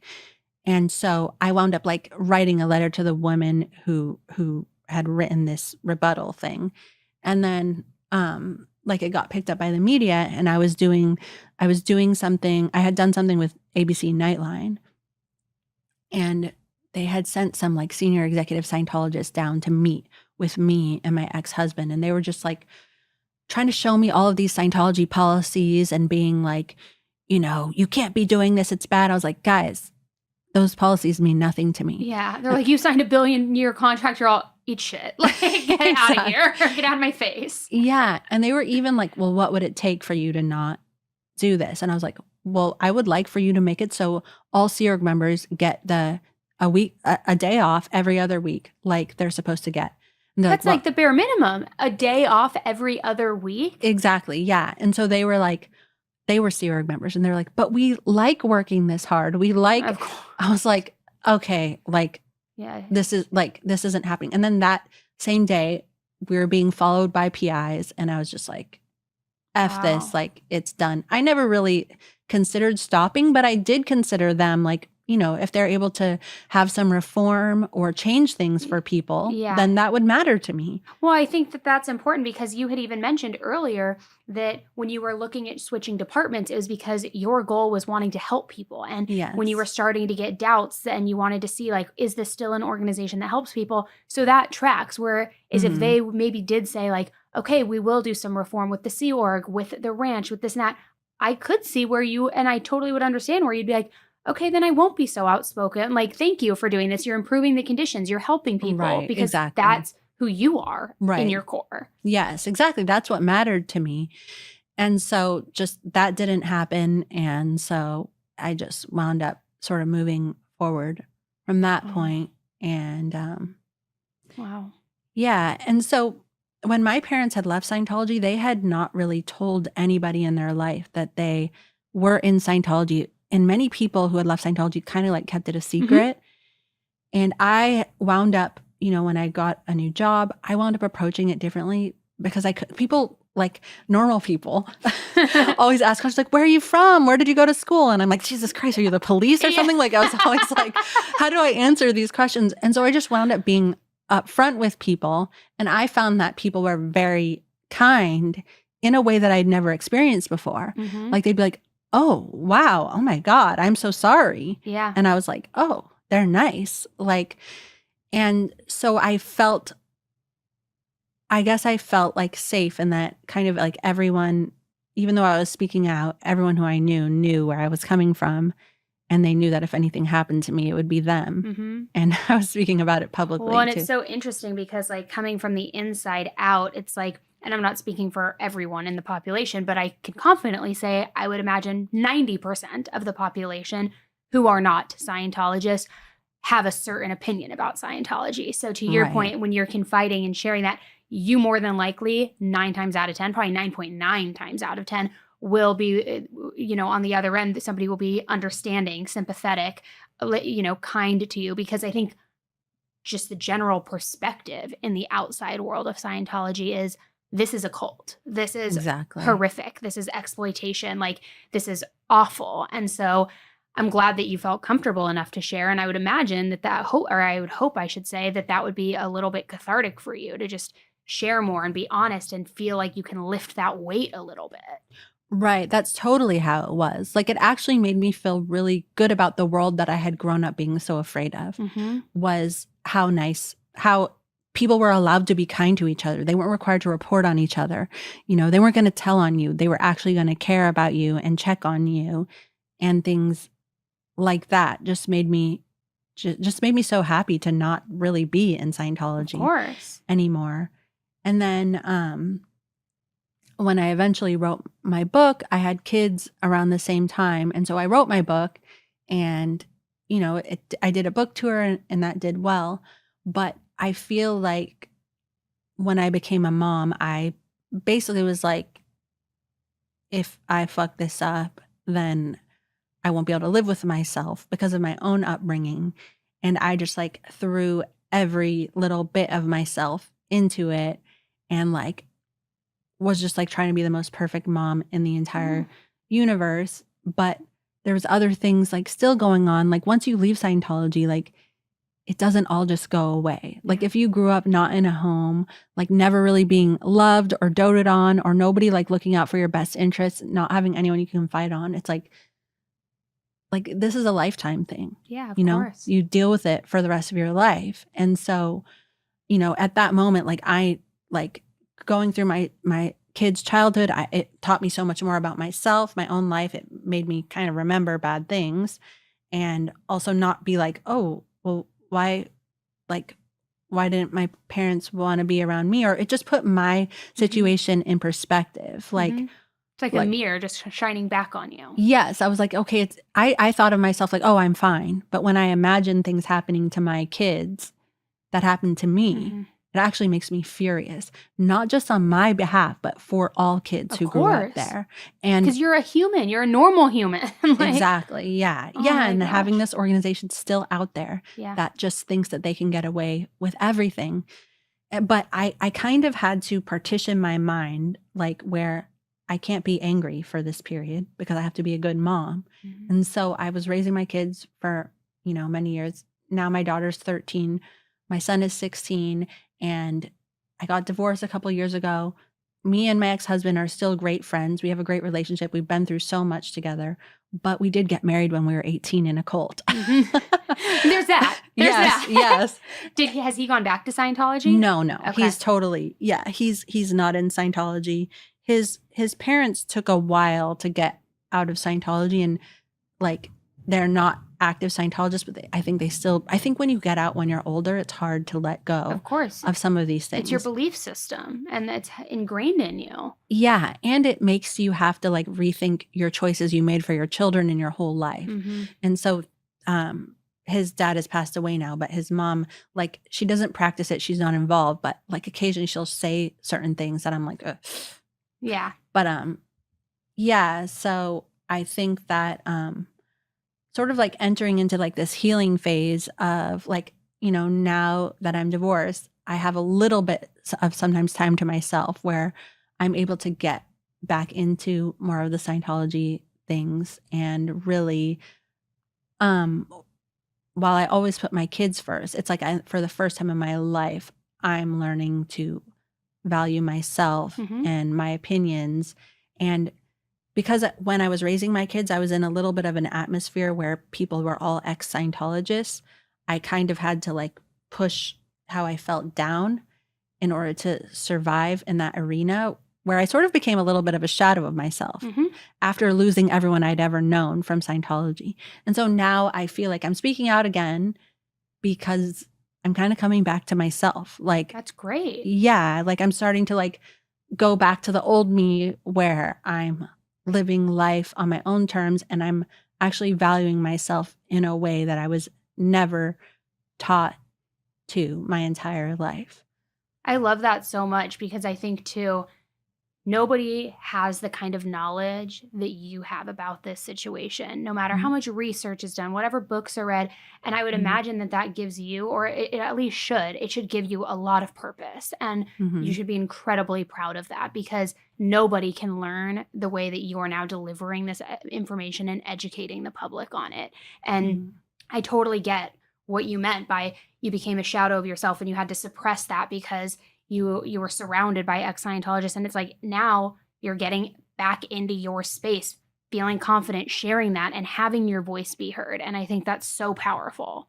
Thank you. I love that so much. I have to ask, there's some questions that I know people are going to like want to kill me if I don't ask. And it's what people probably always ask. So I'm going to hit you with some questions. If anything is too sensitive or too controversial, just say not answering that. Okay, no worries. What would you say are some of the top, call it top 3 or top 5, like unknown dark secrets of Scientology? You mentioned your uncle and like the closed door beatings and things like that. Like what are some like dark parts that maybe are a little bit less known? Well, my biggest thing about Scientology is how they basically use children as slave labor. They did in my time. Now, I don't think that they allow, like they don't have the cadet orgs like they did, but children are still allowed to get Scientology auditing and training. And that training consists of things that are entirely inappropriate for children, like where you basically are required to do certain communication drills where you are violently hazed and where there's an adult, in my case, who's basically pointing out things about your growing body. Oh my God. In a room full of other adults, and you're basically learning not to react if somebody treats you badly or makes fun of you or whatever. What age does that start at? That started when I was 12. Oh my gosh. But this is if a child is training to become a counselor, which Scientology moms on their Facebook groups or even Scientology itself puts out certificates of like 16-year-olds holding their certificate completing this course. Well, that's what being on that course means. Wow. Like not just me, for everyone, for all of the other kids who were on that course at the same time as me. Mm-hmm. That's a huge problem. Like that's teaching a kid to normalize sexual harassment and abuse. Yes, absolutely. So also when a child becomes a counselor, they learn to take confessions. So they wind up being in situations where they're taking confessions from adults of the same sex, of the opposite sex, talking about their personal, private, intimacy things that they did that they feel are sins. And they're having to live with that and store that information. Yes, they're having to write it down. They're having to take these confessions from adults, and it's completely inappropriate. Children are also required to give these confessions. Like, I'll just give you an example. Like in Scientology growing up, like touching yourself was not allowed. Mm-hmm. And if you do, you have to confess it. And you're confessing it on an e-meter with a video camera. If you try to leave the room, you're physically barred from leaving the room. Part of training as a counselor is practicing how to stop people from leaving a room. I tried to leave the room many times during a confessional and was physically barred, was even chased down the street. And so you're basically required to give these confessions. And you don't just say what you did. They say, when was it? Where was it? How many times? Give me all of the details. There's no adult in the room. In my case, my parents were across the country. And when they're recording it in this way and writing it down, and then they're passing this information, like each counseling session has a case supervisor. Mm-hmm. This is actually child P. Yeah. But you don't see it like that when you're there. But this still happens right is. now. Yes, this still happens right now in Scientology. There are Scientology schools that have had serious issues with child SA. Mm-hmm. But in Scientology, you are forbidden to report another Scientologist to the authorities. So instead, I just want to make sure I'm understanding this right. And for those listening, I know you abbreviated the word porn. I appreciate that. Okay. You know what though? We're going to just say it because it Okay. is so important and it's a very serious issue. Mm-hmm. So in these auditing sessions and these counseling sessions, Mm-hmm. other children and adults sometimes would disclose when they would masturbate, when they would have sexual relations, different things like that, oftentimes child to child, which is what I assume you mean by the child. Then adults are watching it, it's video recorded, they're recounting these events. Exactly. But then even further, there has been child yes, in as a the separate thing. as a separate thing in Yes. the organization. But because you're not allowed to tell the authority about another Scientologist, you then go to this counseling session to report it and work through it. Exactly. So where in fact, you also, like, just say you're the predator who did this thing, Mhm. right? You have to pay for your counseling session where you tell this. So Scientology is making money off of this confession. Of your trauma and your predatory behaviors and what's happened. Exactly. And in some way giving you absolution. How much is a counseling session? I think it varies in different Scientology churches. You pay by 12 hours. And so I actually never had to pay for it because, and to be honest, most of the time I was given interrogations. Like I actually wasn't moving up the chart. It was just like side interrogations just to harass the shit out of me. You said, though, that's really interesting. You said sometimes they'll give absolution to where then they get the repentance that they were after, which is like, no, I'm sorry. You deserve jail time, you freak. Like, exactly. And nothing is done with the victims. Yeah. Nothing. Like I've been on the other side of that and nothing was done. And also, just to like maybe give another example of what we're talking about, and if this is jumping around, we don't have to. No, please. But just about the child P aspect of it. Like, so for example, like when my parents were leaving, I was being interrogated. The Scientology word is security check, but I'm using a regular word. Okay, so by this woman who is at least 35 years old in a room with a video camera on, and she was saying like, did you violate our rules of sexual behavior?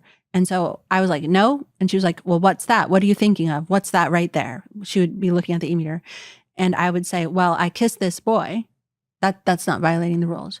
And she'd be like, okay, but you were forbidden to date this boy. So we're going to take this up as a sin. And I was like, well, I don't think it is. But she's like, all right, well, when was it? It was in this place. Okay. Like, how close was he standing to you? Like, did you feel reliving it? Oh yeah. Like, did you feel his private parts? Like what kind of underwear were you wearing? Oh my gosh. Were you wearing those underwear on purpose in case like he saw them? Like, so this is me when I was 16 years old. And I told her over and over, I didn't want to be in the room. I didn't want the video recording on. It just didn't matter. But this is something that a Scientologist would not see as problematic. They would see it as her saving me by confessing. And I myself was like, well, I have no right to leave this room. But my parents weren't there.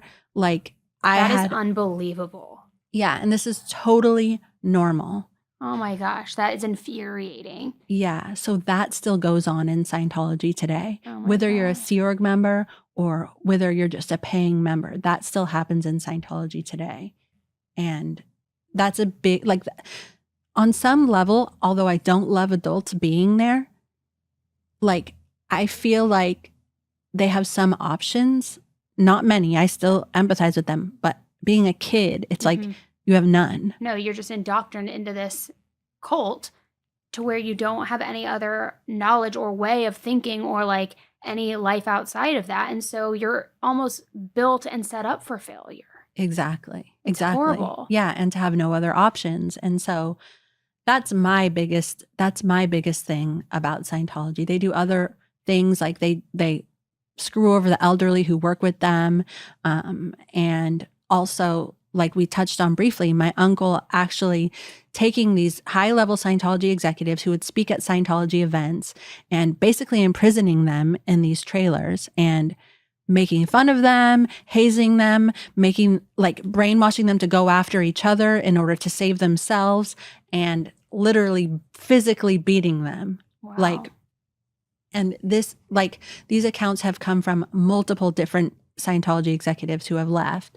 And there's just so many stories of it that corroborate each other that it's impossible not to believe. Do you think your uncle is just, at this point, he's such a powerful person and he has so many people who work for him, who report underneath him, to where he just feels untouchable and like he's God? I think so. I think that what you described is right. But I also think that he's able to access the internet. He knows what the outside world is saying about him or about Scientology. And I think that gives him a certain level of paranoia. Let me ask you this. Do you think that your uncle still believes in Scientology as wholeheartedly as maybe he did in the beginning? Or do you think through all of this and through seeing what the internet says and not being shielded like so many other members are, that he now understands more or less, like, or has doubts about it, but is still rolling with it because it's financially beneficial for him? He has power. Like, do you think he knows it's a cult, or do you think he fully is immersed and a believer? I feel like that's the question that I have. When I learned all of the things that he has known this whole time as a kid, I was like, nope. Meaning we're taught in Scientology to believe that L. Ron Hubbard, the founder of Scientology, intentionally dropped his body, which has died, and he was moving on to Target 2, where he was going to heal that planet. He knows that L. Ron Hubbard died a lunatic, like a normal person, and like it wasn't cute. He's known that this whole time. I don't see how an adult man who knows all the people who have tried to sue Scientology, who knows, like even L. Ron Hubbard had certain levels of Scientology that he promised that he would release at some point.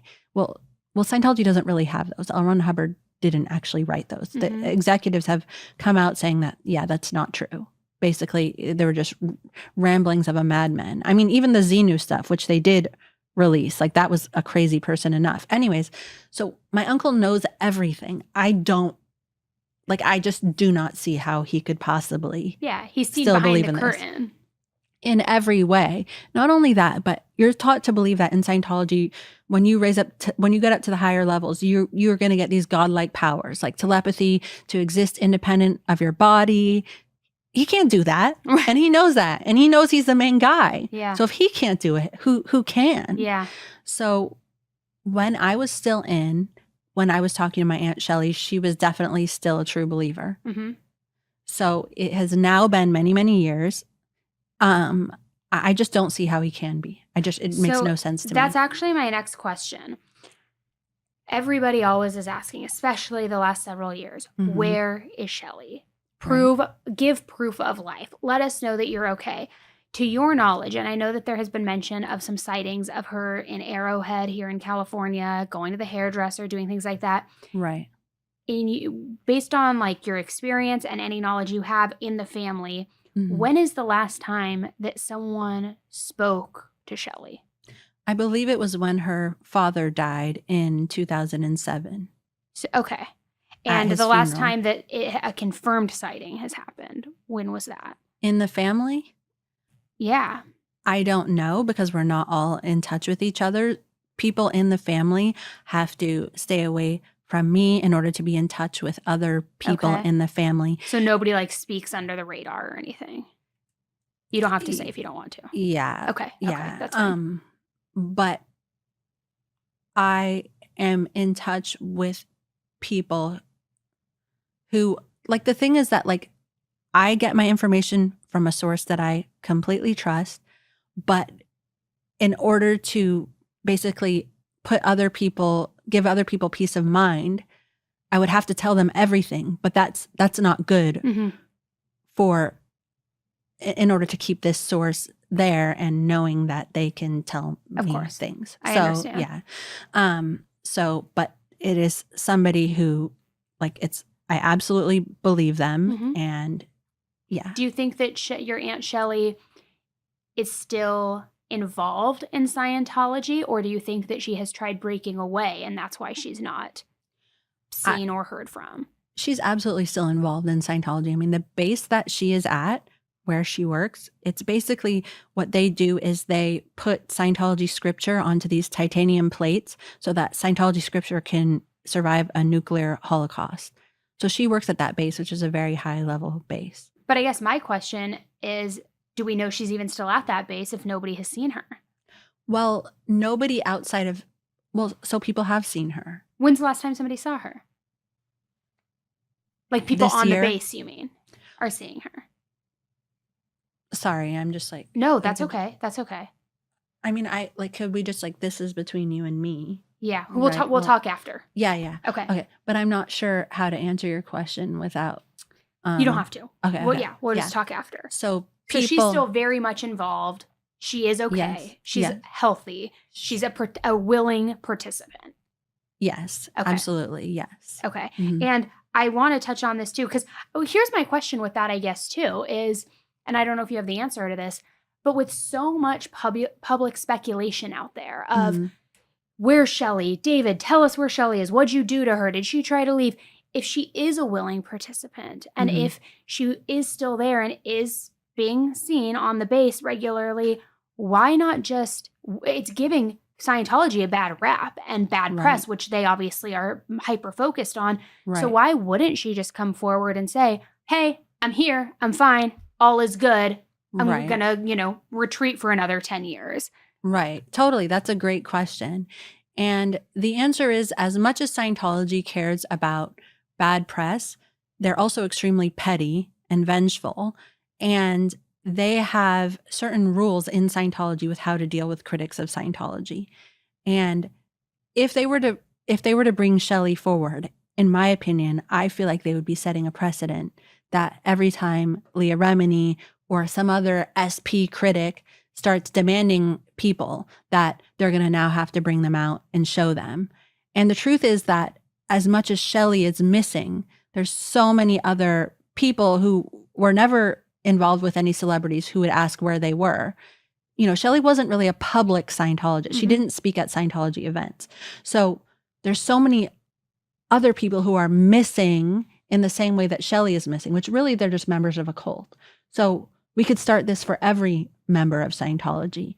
And so it would be setting a precedent where Scientology now has to do something for someone who they hate, prove them right, Leah Remini. And then they would have to, what if they didn't do that for the next person? Does that mean that they could produce Shelley, but then they couldn't produce this other person? So that's an interesting take. And I saw too on one of your latest videos, you said Shelley was equally as evil as your Uncle David and would barricade and, you know, hold people, like not trap them. I mean, maybe I don't want to put words in your mouth. And to where I then saw your comment section kind of flood with like, oh, instead of like save Shelley, where's Shelley? We're now saying like she's a part of this. Yeah, right. I mean, it's hard to say like I don't think Shelley's as evil as my uncle, but at this point, like, what does it matter? Like she was his right hand woman this entire time, from the beginning of when he became the leader up until like, I guess 2005, but still that's the entire time I was there. Yeah. You know, at that time, children were still being trained in these boarding schools. SA was being covered up in these boarding schools. Adults who committed the SA were being sent to the RPF, like the Rehabilitation Project Force, and none of this was reported. So she was a part of everything my uncle did. Everybody there who worked with them knows that this is true. Yeah. She was his right-hand person, knew of everything, and was directly involved in my treatment the entire time. It was Shelley who said, "You may not call your parents." Oh my gosh. It was Shelley who ordered me to get these interrogations and who ordered someone to stand outside my door all the time in case I tried to escape. So it's hard. Like, she also grew up there. So did my parents. So did my uncle. But at some point, it's like, yes, we all grew up there. It was all horrible. But you have to be responsible for the choices you make in your life, especially if they're illegal. Yes, absolutely. And when children are involved, it's like, all the gloves are off. Like, it's time to like figure it out, be an adult, and to your point, be responsible for your actions. Exactly. Even if you were once a child there, you know, unfortunately, many abusers were also abused. And that's the sad part of the story. And I can have empathy for Shelley because of that. But when she stops being a part of it, you know, that's when, you know, and this is like on a whole other scale. I mean, this is a whole systemic organization that is doing these things all day, every day. Oh my gosh, it's awful. It's awful. So I want to just then, leave off with a simple question, which I think I know the answer to. As David Miscavige's niece, do you believe Scientology is a cult? Yes, Scientology is definitely a cult. Okay. Yeah. Well, I want to thank you so much for being here today and for speaking with me. Is there anything else that you feel like you want people to know? No, I mean, I think we covered so much, but I am really grateful for all of the outpouring of support that I get, people who are willing to share my story. I'm really thankful to you. And just so many people, like, I don't know if you've heard of Streets LA, but he's out there. Like, I see him actively stopping kids from going into being recruited by Scientology, or Jessica Palmadessa or Aaron Smith-Levin, actively spreading the word about Scientology. Like, it just means so much to me. When I imagine myself as a kid in there, like, I just wish that these people were around. Absolutely. And so, yeah, I just want to say thank you to you, and thanks to everyone else who's sharing my story. Thank you. All right. I know today was a little bit longer of an episode, but I really appreciate you guys tuning in. I am so thrilled that Jenna was able to come in studio and share her perspective and her firsthand account of her experience. It's so powerful and so brave. And so thank you for hearing her story as well. And we'll just keep an eye on this. Hopefully, I don't start having spies outside of my office or my house, but If it happens, you guys know who is to blame, right? If something goes down, you know who is after me for doing this episode. But again, it is one that was too important to not share. So thank you so much for being here today. And we're going to sign off by saying this: don't join a cult. Don't join Scientology. All right, guys, thanks so much.